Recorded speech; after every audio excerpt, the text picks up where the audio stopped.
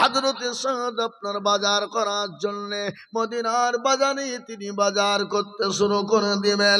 কে এসে খবর দিয়ে দিল, ও যাদের ময়দানে নবী নাই, নবী দুনিয়ার বুক থেকে শহীদ হয়ে গেছে, নবীকে মেরে দিয়েছে, নবী নাই, মদিনা থেকে রওনা হয়ে গেল।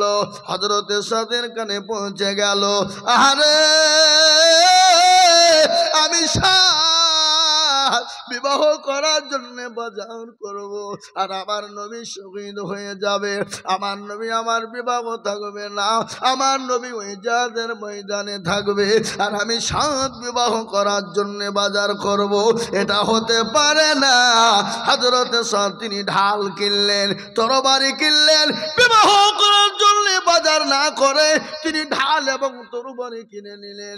একখানা কাপড়কে বেঁধে নিলেন, কালো কাপড়কে সুন্দর করে মুখকে পেঁচিয়ে নিলেন, যেন নবী যেন দেখতে না পায়, রসুল যেন দেখতে না পায়, সাহাবারা যেন দেখতে না পায়। আর আমাকে যদি একবার দেখে ফেলে তাহলে আমাকে জাহাদের ময়দানে যেতে দেবে না। হযরত সাদ তরবারি ও ঢাল কালো কাপড় মুখে বেঁধে নিয়ে জাহাদের ময়দানে তিনি চলে গেলেন। জাহাদ শুরু হয়ে গেল, কাফির বেঈমানদেরকে জাহান্নামের টিকি ধরিয়ে দিলেন। হযরত সাদ জাহাদের ময়দানে জাহাদ করতে করতে করতে করতে তিনি আপনার জাহাদের ময়দানে শহীদ হয়ে গেল। শহীদ হয়ে যাওয়ার পরে পানি পানি দাও, পানি দাও, পানি পানি করে ওই জাহাদের ময়দানে ডেকে চলে যায়, কোনো বেঈমান পানি দেয় না। হযরত সাদের ডান হাত কেটে পড়ে গেল, বাঁ হাত কেটে পড়ে গেল, ডান পা কেটে পড়ে গেল, বাঁ পা কেটে পড়ে গেল, বুকের ওপরে তরবারি মারা হলো, তীর ধনুক ঝাড়ানো হলো। ইতিমধ্যে জাহাদের ময়দানে যুদ্ধ চলছে, এদিকে নবীজির জীবন বিপর্যয়, নবীকে বাঁচানো যাবে না, এদিকে কাফের বেঈমানরা নবীকে ঘেরাও করে নিয়েছে। হযরতে তালহা রাদিয়াল্লাহু তাআলা আনহু আল্লাহ নবীর সামনে ঢাল হয়ে গেল। বিশ্ব নবীকে বললেন, নবী গো আপনি পেছনে থাকুন, আপনি খবরদার মাথা বের করবেন না, ওগো নবী আপনি পেছনে থাকুন, আমি দেখছি। হযরত আব্দুর রহমান ইবনে আউফ বললেন, হযরতে তালহার শরীরের ভিতরে একটা নয় দুটো নয় ৭০টি তীর হানা হয়েছিল, একটা নয় দুটো নয়। হযরতে তালহা রাদিয়াল্লাহু তাআলা আনহুর শরীরে ৬২টা তরবারির আঘাত করা হয়েছিল, রক্ত ঝরঝর করে ঝরে গেল। আল্লাহ নবী সাহাবাদেরকে দেখে বললেন, ও সাহাবারা, নিজের জীবনটাকে তোমরা দিতে মনে করো না, নিজের জীবনটা পর্যন্ত আমি নবীর জন্য তোমরা দিতে রাজি হয়ে যা। আজকে হযরতে তালহা তরবারির আঘাতে শেষ হয়ে গেল, ৭০টা তীর তার শরীরে ঢুকে গেল। হযরত আব্দুর রহমান ইবনে আউফ বললেন, আমার ভাই আমি তালহাকে দেখলাম, আমার নবীর সামনে তিনি শহীদ হয়ে গেল। আমি আপনাদেরকে এটা বলার উদ্দেশ্য হলো, ও মুসলমানেরা, আল্লাহ নবীকে সাহাবারা এতটা ভালোবেসেছিলেন, নিজের জীবনের থেকে নবীকে বেশি ভালোবেসেছিলেন। আজ আমি আপনাদেরকে বলতে চাই, আল্লাহ নবীর মাদ্রাসা বেঈমানরা বন্ধ করে দিতে চায়, আল্লাহর কোরআনকে বন্ধ করে দিতে চায়। আমি আপনাদেরকে বলবো, বেঈমানরা যতই চেষ্টা করুক না কেন, মাদ্রাসা মসজিদ কোরআনকে বন্ধ করে দিতে পারবে না। একবার হাতটা তুলে দিয়ে বলুন ইনশাআল্লাহ।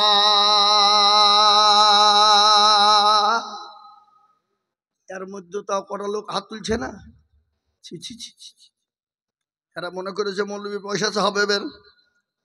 এ বাবা, এরকম যদি মনে হয় জানতে হবে তার ইমান না, ইমান বড় দুর্বল। এ মুসলমান, ওরা মনে করছে মৌলবী দেখতে পাবে না, কিন্তু যেটা কেউ দেখে না সেটা কে দেখে, যেটা কেউ জানে না কে জানে, যেটা কেউ বুঝে না সেটা কে বুঝে। কবি বলে, সবাই বলে আমি ভালো, আমি জানি কি, আমার মনের গোপন খবর জানে আল্লাহজি। আলোতে আধারে নির্জনেতে কথা কি করেছ তুমি সব জানে সে, তাহারি চোখে থেকে যাবে না ফাঁকি, আমি জানি কি। সকলকে ফাঁকি দেওয়া যাবে, আমার আল্লাহকে ফাঁকি দেওয়া যাবে না। আজ আমি আবার আপনাদেরকে বলবো, আল্লাহর কোরআনকে কেউ শেষ করতে পারবে না। কোরআনের মালিককে জোরে বলুন কে? আল্লাহ নিজেই বললেন, ইন্না নাহনু নাযালনা যিকরা ওয়া ইন্না লাহু লাহাফিজুন। এই কোরআনকে যদি কেউ হেফাজত না করে, আমি আল্লাহ তো কোরআনের মালিক, আমি আল্লাহ কোরআনকে কিভাবে হেফাজত করব? আমি আল্লাহ জানা পৃথিবীর কেউ বলতে পারবে না। আজ আমি আপনাদেরকে বলবো, বাপ গোটা পৃথিবীর জমিনে কোরআনকে মিটিয়ে দিতে চাইছে, কিন্তু না না পারবে না। আপনারা জানেন গোটা পৃথিবীর জমিনে 1 নয় 2 নয়, আপনার 6.5 কোটি কোরআনের হাফেজ মজবুত রয়েছে। বলুন আলহামদুলিল্লাহ, আলহামদুলিল্লাহ। আজকে আপনাদের এই শ্রীপুতপুর মাদ্রাসার শ্রীপুতপুর মাদ্রাসাতে আপনাদের ভাগ্য কত ভালো, আপনারা কত ভাগ্যবান, এদেশের মাটি কত ভাগ্যবান, এদেশের মানুষের কত ভাগ্য। আজকে শ্রীপুতপুর মাদ্রাসার ভিতরে একজন হাফেজে কোরআন 30 পারা মুকাম্মাল কোরআন হেফজ করেছে। আমার পরেই তাকে পাগড়ি পরানো হবে, আপনারা সচক্ষে দেখতে পারবেন। এই হাফেজ কিয়ামতের দিনে আল্লাহ যখন বলবে, হাফেজ রে বল কাকে কাকি তুই জান্নাতে নিয়ে যাবি, যারা এই মাদ্রাসার জন্য কোরআনের জন্য হাত উঁচু করে দিয়েছিল, ওই হাফেজ তাদেরকে জান্নাতে নিয়ে চলে যাবে। আজ আমি বলবো, বাপ আল্লাহর কোরআনকে বাঁচানোর জন্য আমি আপনাদের কাছে একটু হাত পেতে দেব। আমি আজিজুল হক সারা পশ্চিম বাংলা নয়, আসাম, ত্রিপুরা, মেঘালয়, মণিপুর, উড়িষ্যা, বিহার, ঝাড়খণ্ড, পশ্চিম বাংলা, বাংলাদেশ পর্যন্ত আমি মানুষের কাছে কোরআনের খিদমতের জন্য লক্ষ লক্ষ লক্ষ টাকা করে বলি। আজ আমি আপনাদের কাছে শ্রীপুতপুর মানুষের কাছে অত টাকা বলবো না। এই 30 পারা কোরআনের খিদমতের জন্য, 30 পারা কোরআনকে মজবুত করার জন্য, 30 পারা কোরআনকে হেফাজত করার জন্য আমি এই মজলিসের ভিতরে আমি 5 জন দরদীকে বলবো। বলে, হুজুর গো আমার কাছে জান আছে কিন্তু মাল না। ও গো হুজুর, আমার মা কবরে চলে গেছে, জনম দুঃখিনী মা কবরে শুয়ে আছে, আমার বাপ কবরে শুয়ে আছে। ও গো হুজুর, আমার মা আমার বাপ আমাকে জমি গাড়ি বাড়ি সম্পদ দিয়ে চলে গেছে, জানি না আমার মা বাপ কি হালতে কবরে রয়েছে।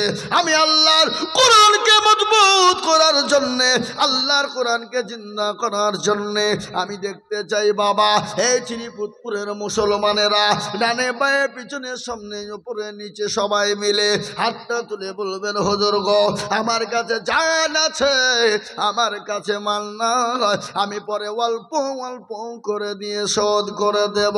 আমি মাত্র একবার তাকবীর দিব, আর তাকবীর দেওয়ার সঙ্গে সঙ্গে মাত্র 10,000 টাকা। একবার বলি নারে তাকবীর।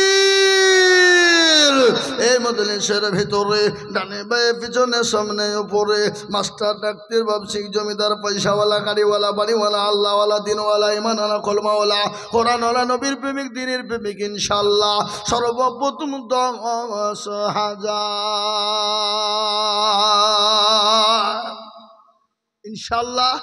আজকে শ্রীপুতপুরের মাটিতে আল্লাহর বান্দা একজন দরদি সর্বপ্রথম হাফেজে কোরআন, কোরআনকে জিন্দা করার জন্যে ডানে বায়ে পিছনে সামনে উপরে নিচে হাতটা উঁচু করে দিয়ে বলবেন, হুজুর আমার কাছে জান আছে কিন্তু মাল না। হুজুর আমি পরে অল্প অল্প করে দিয়ে দিয়ে শোধ করে দেব। তাই সর্বপ্রথম একজন দরদি হাত তুলে দিয়ে আমার আল্লাহর কাছে হাত তুলে দেখিয়ে বলেন, হুজুর গো আমি আল্লাহর কোরআনের জন্য আমি 10,000 টাকা দিব, এমন কোন একজন দরদি হবে না।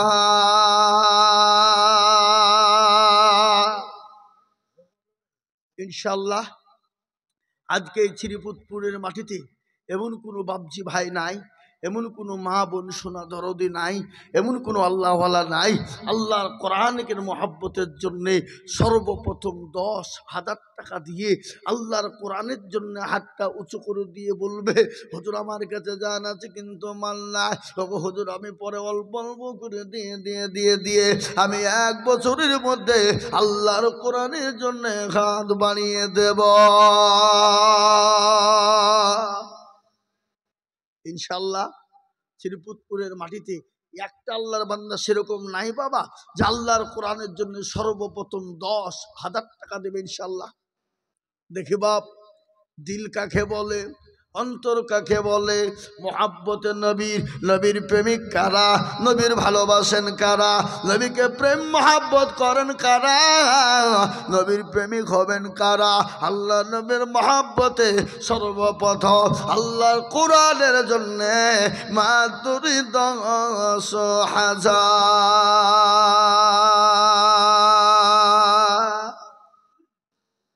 কি বাপ, একটা আল্লাহর বান্দা এই মজলিসের ডানে বায়ে পিছনে সামনে উপরে 10,000 টাকার দাতা ইনশাআল্লাহ। একজন দরদিকে বলে ইনশাআল্লাহ। আপনারা অতি ভাগ্যবান।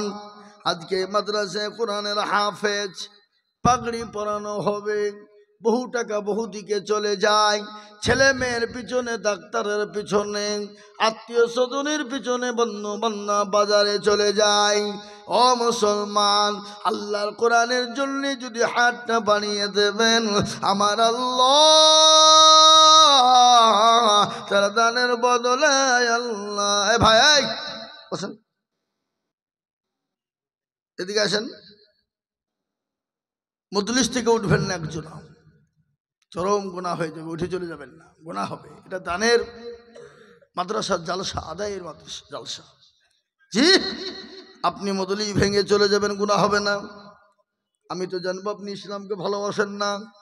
এ মুসলমান, আল্লাহওয়ালা আল্লাহ নবীর কথা শুনেলেন, সাহাবাদেরকে ডাক দিলেন, ও সাহাবারা তোমাদের কাছে কে দিন থাকবে না, নবী থাকবে না, রসুল থাকবে না, ইসলামকে টিকিয়ে রাখা যাবে না। সাহাবারা একে একে সব নবীর দরবারে হাজির করে দিলেন, যার কাছে যা ছিল। সাহাবাদেরকে বলল, ও সাহাবারা তুমি কি দিয়েছ, কি রেখেছ? সাহাবারা বললেন নবী অর্ধেক দিয়েছি, অর্ধেক রেখেছি। আর একজন সাহাবা বললেন ইয়া রাসূলুল্লাহ 3 ভাগ করে 2 ভাগ দিয়েছি, 1 ভাগ রেখেছি। আর একজন সাহাবা বললেন ইয়া রাসূলুল্লাহ আমি 4 ভাগের মধ্যে 3 ভাগ ইসলামের জন্য দিয়ে দিলাম, 1 ভাগ রেখেছি। শেষ নবী আবু বকরকে জিজ্ঞাসা করা হলো, ও আবু বকর বলো তুমি কি দিয়েছ? হযরত আবু বকর বলে নবী আমার বাড়িতে কোনো জিনিস নাই বলে হবে না, আমি 2টো জিনিস বাড়িতে রেখে দিয়ে আমি যাবতীয় যা ছিল আমি ইসলামের জন্য বিলিয়ে দিয়েছি। বলে আবু বকর 2টো জিনিস তুমি কি রেখেছ?